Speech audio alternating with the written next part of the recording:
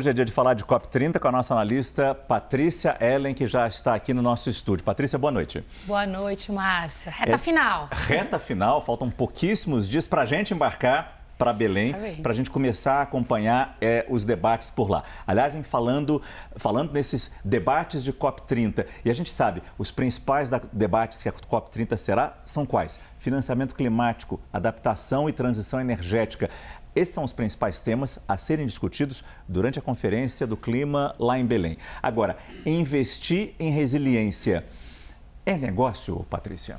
É sim, Márcio. Nós vimos aí um grande avanço na semana passada na Pré-COP, porque o tema de resiliência e adaptação climática ficou realmente como um tema-chave e foi uma vitória, eu diria, de prioridade pelo menos política.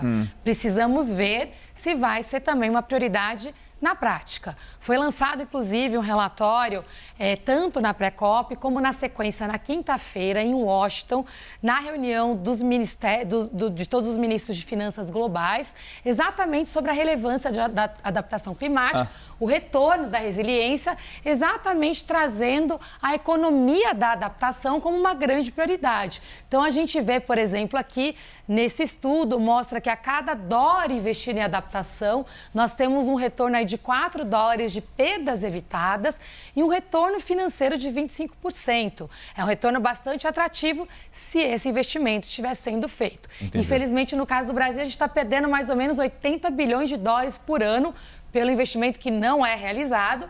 E o relatório também aponta que a gente precisa de pelo menos $350 bilhões por ano nos países emergentes. E se a gente conseguir, tem aí, boa notícia de novo, 280 milhões de empregos em infraestrutura, em construção e na agricultura. Mas, para que isso aconteça, a gente precisa ter aí um resultado positivo das negociações com relação ao Fundo para Adaptação Climática e como esse recurso vai chegar nos países emergentes, também trazendo o setor privado para o jogo. Se a gente fala ainda sobre financiamento, a gente lembra do Fundo Florestas Tropicais para Sempre. A sigla é TFFF, porque é a sigla em inglês. E a gente disse que esse projeto ganhou ainda mais fôlego, esse fundo ganhou ainda mais fôlego nesta semana com a entrada do Banco Mundial no programa. Qual é o desenho da atuação do Banco Mundial para fortalecer o TFFF? Então, a gente tinha uma expectativa, Márcio, de ter o Banco Mundial, porque o Brasil foi muito protagonista nessa pauta de mostrar uma forma como os países que têm florestas tropicais podem ser remunerados pela preservação das florestas. Então, a criação desse Fundo Florestas Tropicais para Sempre é muito simbólica, mas faltava ali aonde esse fundo ficaria. Então, o Banco Mundial anunciou ontem que topa ter ali seu repositório, o lugar onde esse fundo vai ficar, pelo menos temporariamente. Por que isso é importante? Traz independência, transparência, uma imparcialidade. O Brasil anunciou $1 bilhão para esse fundo, mas eles precisam, para que o fundo seja bem sucedido, $25 bilhões de recursos públicos para chegar à meta de 125 bilhões, porque a ideia é 25 do setor público, 100 bilhões privado. Por enquanto, temos $1 bilhão do Brasil. Então, essa entrada do Banco Mundial dá um fôlego para que a gente consiga ter anúncios positivos aí nesses 10, 11 dias dessa reta final. Pois é, os anúncios positivos parecem que estão chegando através desse fundo, por exemplo, do TFFF, mas a gente sabe como vai ser difícil a discussão em outros temas, o financiamento climático de forma geral. Pergunto para você a sua expectativa quando faltam aí poucos dias para a gente embarcar para Belém e já começar a ver em loco essas discussões, essas questões que são relevantes não apenas para o Brasil, mas para o planeta.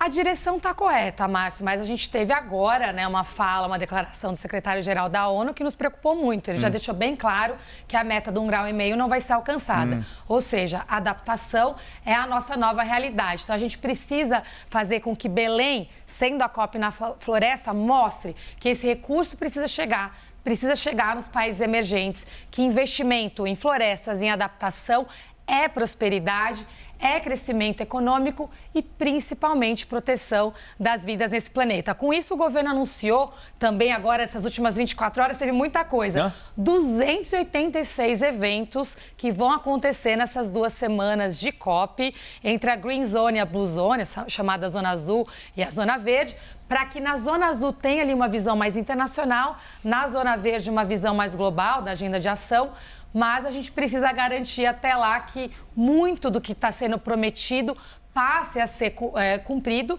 né, para que então na COP a gente consiga transformar todos esses sonhos em realidade. Essa é a Patrícia Ellen, a analista especial de clima e especialista em COP30, que sempre nos ajuda a entender esses temas que serão debatidos com intensidade, e a gente vai trazer tudo aqui para você, direto de Belém, ao longo das semanas de COP30. Obrigado, Patrícia. Muito obrigada, Márcio. Boa noite. Boa noite.